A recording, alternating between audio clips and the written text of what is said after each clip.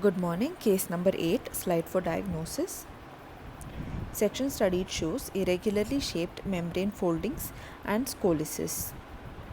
These are the scoliosis.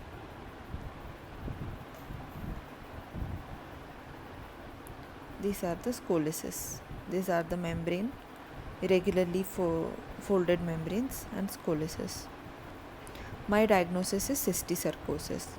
Cysticercosis is acquired by fecal contamination of food by eggs of the pork tapeworm Taenia solium. These pork tapeworm is spread by feco-oral route, that is, the eggs or gravid proglottids are passed in feces and they are passed into the environment.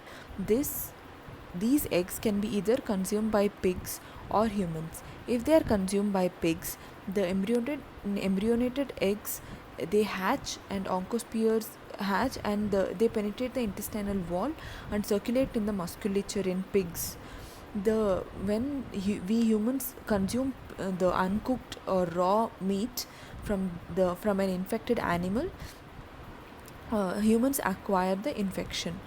When when humans consume the meat, the scoliosis they enter into the intestine and they attach to the intestine, and adults are there in the small intestine. Again, when the human passes feces, the eggs or gravid proglottids are passed in the feces and the cycle repeats. They form the oncospheres which are formed in the intestine. They develop into cysticerci, that is cysts. They in either muscles, eyes or any other organ. They are more common in the subcutaneous tissue and brain and the eyes. The larvae which are there, they form thin walled cysts throughout the body, like muscles, eyes and central nervous system. The cysts are approximately 10 mm in diameter and they contain a scolex. The finding this scolex on imaging studies is pathognomonic. Viable cysts are non-enhancing in radiology. After several years, the organism dies and the cyst starts to degenerate and enhance. The cyst wall thickens due to inflammation. They form a fibrous capsule and the cyst fluid becomes denser.